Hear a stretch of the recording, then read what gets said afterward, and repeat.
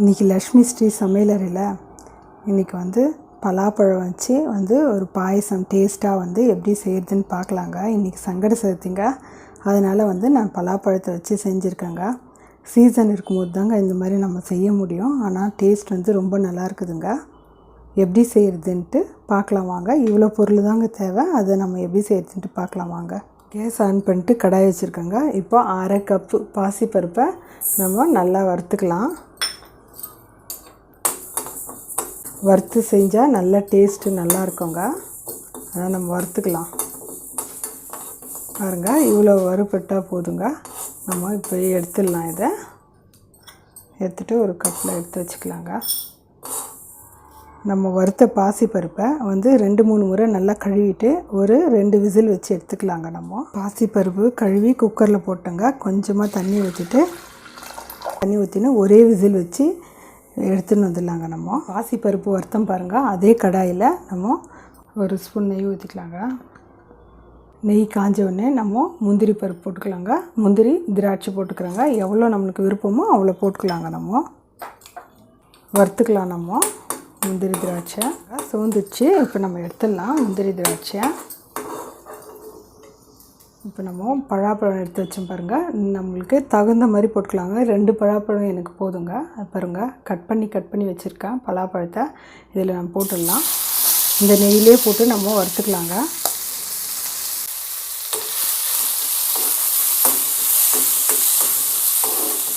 ரெண்டு பலாப்பழமும் சரியாக போயிடுங்க. நீங்கள் பாயசம் ஜாஸ்தி வைக்கிறதா இருந்தால் நீங்கள் பலாப்பழத்தை ஜாஸ்தி சேர்த்துக்கோங்க. இந்த மாதிரி நெய்யிலே வறுத்து நம்ம போட்டோம்னா டேஸ்ட் ரொம்ப நல்லாயிருக்குங்க. அதனால தான் நெய்யிலே நான் வதக்கி செய்கிறேன். பலாப்பழம் நல்லா வதங்கி இதிலே நல்லா வெந்து வந்துச்சுங்க.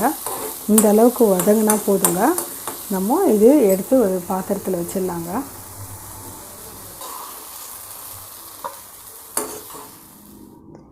இந்த கப்பில் தாங்க நம்ம எல்லாமே அளந்தோம். அதே கப்பால் நம்ம 1/4 கப்பு வெல்லம் எடுத்துக்கலாங்க. பாருங்கள், இது ஒரு கப்பு, இது ஒரு 1/4 கப்பு. நீங்கள் இனிப்பு ஜாஸ்தி சாப்பிட்றவங்களா இருந்தால் 1/2 கப்பு கூட எடுத்துக்கோங்க.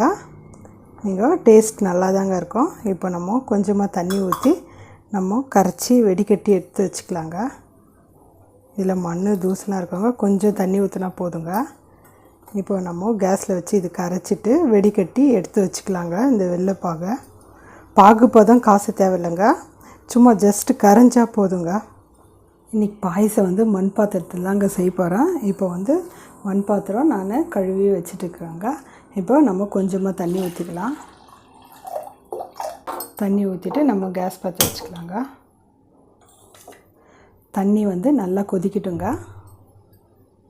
தண்ணி நல்லா கொதிக்குதுங்க. நான் 1 கப்பு நைலான் ஜவ்வரிசி எடுத்துருக்கேங்க. அதை நம்ம அப்படியே போட்டுடலாம். வந்துருங்க ஜவ்வரிசி கூட மண் பாத்திரத்திலே செய்யணும்னு இல்லைங்க. நம்ம குக்கரில் கூட செஞ்சிடலாங்க. குக்கரில் நம்ம இன்னும் சீக்கிரமாக செஞ்சிடலாம். ஜவ்வரிசியும் பாசிப்பருப்பும் போட்டு 2த்தையும் ஒன்றா குக்கரில் போட்டு 2 விசில் வச்சு வேக வச்சு எடுத்துக்கலாங்க. நான் மண் பாத்திரத்தில் செஞ்சால் நம்மளுக்கு ஹெல்த்தி டேஸ்ட் நல்லா இருக்குது அப்படின்றதுக்கோசரம் நான் மண் பாத்திரத்தில் இன்றைக்கி செய்கிறேங்க. நான் ஜவ்வரிசி பாருங்கள் சீக்கிரம் வந்துடுச்சு. இப்போ நம்ம பாசிப்பருப்பு குக்கரில் வேக வச்சு வச்சுருக்கோம் பாருங்கள். அதையும் நம்ம இதோட போட்டுக்கலாம். வேக வச்சு வச்சோம் பாருங்கள். அதுவும் தண்ணியோடவே நம்ம போட்டுடலாங்க.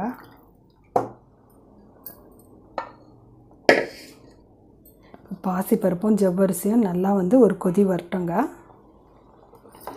2ம் சேர்ந்து நல்லா ஒரு கொதி வந்துடுச்சுங்க. இப்போ நம்ம வெல்லம் கரைச்சி வச்சுருந்தோம் பாருங்கள். அதை நம்ம வெடிக்கட்டி ஊற்றிக்கலாங்க. வெடிக்கட்டிட்டு நம்ம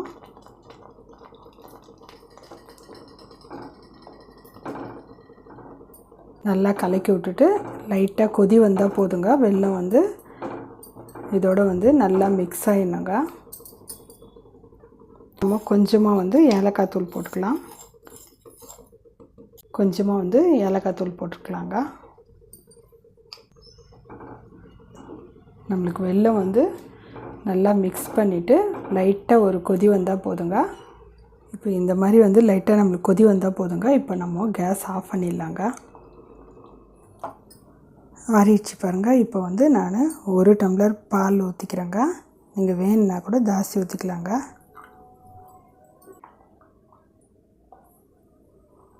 பாருங்கள், பால் பத்தலை. நான் இன்னும் கொஞ்சம் கூட ஊற்றிக்கிறேன். நான் இன்னும் கொஞ்சம் பால் ஊற்றிக்கிறேங்க. நான் நெய்யில் வறுத்து வச்சுருந்து பாருங்கள் பலாப்பழம், அது போட்டுக்கலாங்க. நம்ம முந்திரி திராட்சையும் போட்டுக்கலாம். நல்லா கலக்கிடலாங்க. டேஸ்ட் வந்து ரொம்ப நல்லாயிருக்குங்க. நீங்கள் வந்து பலாப்பழம் வந்து இன்னும் கொஞ்சம் கூட ஜாஸ்தி கூட போட்டுக்கலாங்க. நான் எனக்கு வந்து கம்மியாக செஞ்சனால இவ்வளோ சரியாக போய்ட்டுன்ட்டு நான் இவ்வளோ போட்டுக்கிறேன். டேஸ்ட் வந்து ரொம்ப நல்லாயிருக்குங்க.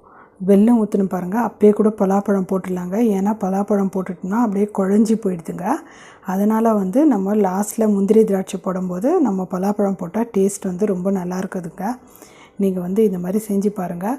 நான் வந்து இன்றைக்கி சங்கட சதுர்த்தினால நான் பலாப்பழம் பாயசம் எப்படி செய்கிறதுன்ட்டு காமிச்சிருக்கேங்க. இப்போ நான் சாமிக்கு வச்சு பூஜை பண்ண போகிறேங்க.